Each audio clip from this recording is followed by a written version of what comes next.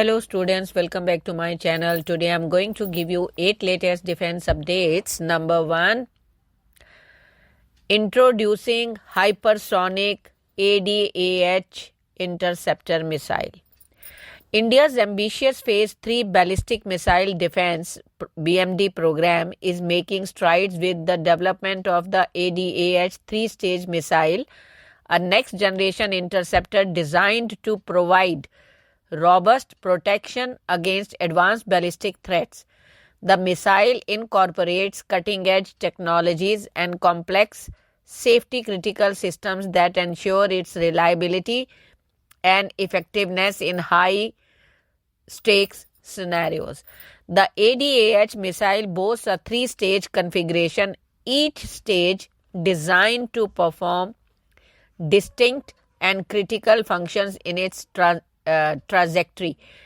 Key innovations include several pyro-activated mechanisms which are integral for the missile's operation and safety. These mechanisms ensure the seamless execution of functions.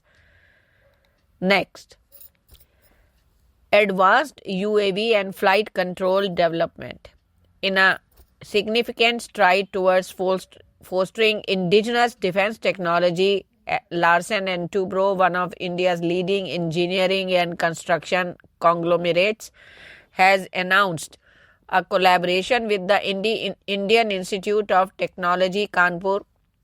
This partnership is focused on the development of a flight laboratory dedicated to the advancement of fixed-wing unmanned aerial vehicles and the creation of sophisticated flight control computers.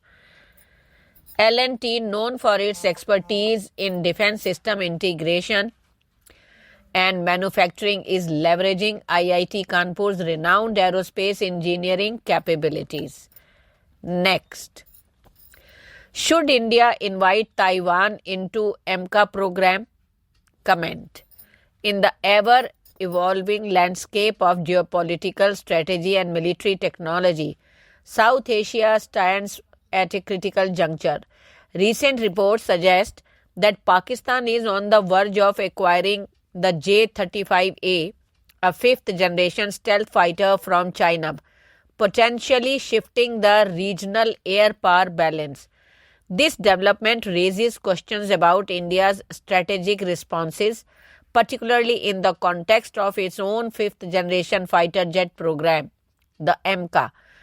With the United States still withholding approval for the sale of F-35A jets to Taiwan, could be an invitation for Taiwan to join India's AMCA project be a prudent move?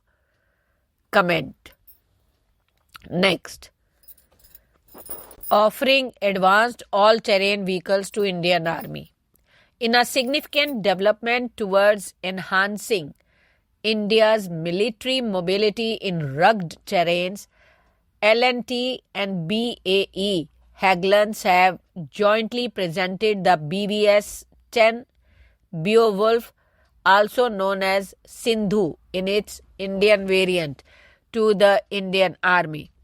This articulated all-terrain vehicle has undergone rigorous trials in the harsh conditions of the Ladakh region, demonstrating its capability to navigate through some of the world's most challenging landscapes.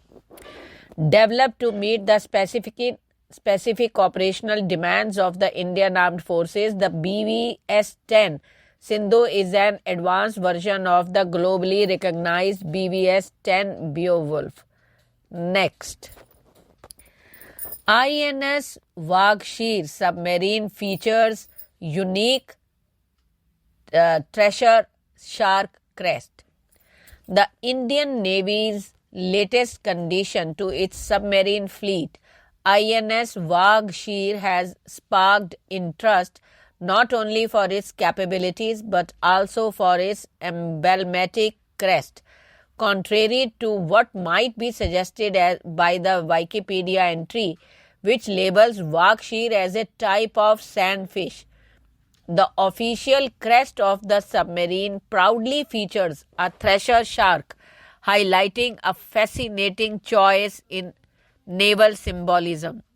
Launched under Project 75, INS Wagshir is the sixth and last submarine of this series, and its crest showcases a thresher shark, an animal known for its distinctive long caudal fin. This fin, which can be as long as the shark itself, is famously used by the thresher shark to whip and stun its prey, a characteristic that metaphorically aligns with the stealth and strike capability of a submarine. Next, self-reliance in India's defense sector. In a recent social media exchange, Sridhar Vembu, the CEO of Zoho Corporation, emphasized the critical need for India to achieve technological self-reliance in key sectors like defense. His comments were in response to a tweet by Indrani Roy, who highlighted the importance of countries developing their own military aircraft using historical and contemporary examples.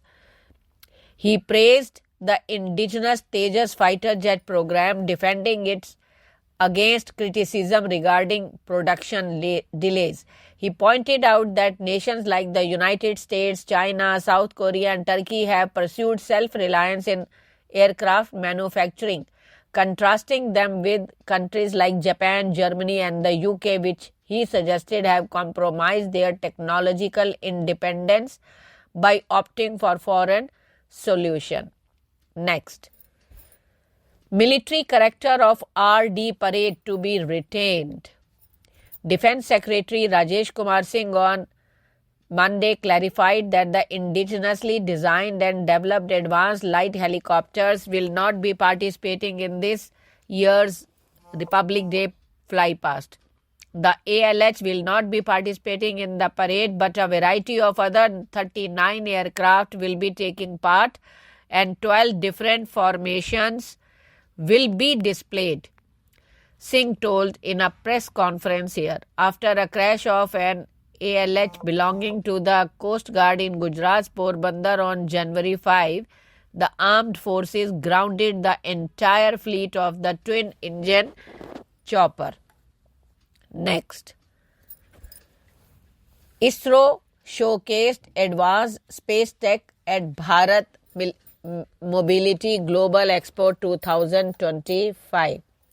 The Indian Space Research Organization ISRO and the Indian National Space Promotion and Authorization Center on Monday showcased 43 cutting-edge technologies curated for potential applications in the mobility industry at the ongoing Bharat Mobility Global Expo 2025 at Yashobhumi in Dwarka. A stall set up by ISRO at the venue displayed advanced space technologies including camera and imaging sensors, temperature and pressure sensors, gyroscopes, accelerometers, noise suppression systems, specialized coating and insulation technologies.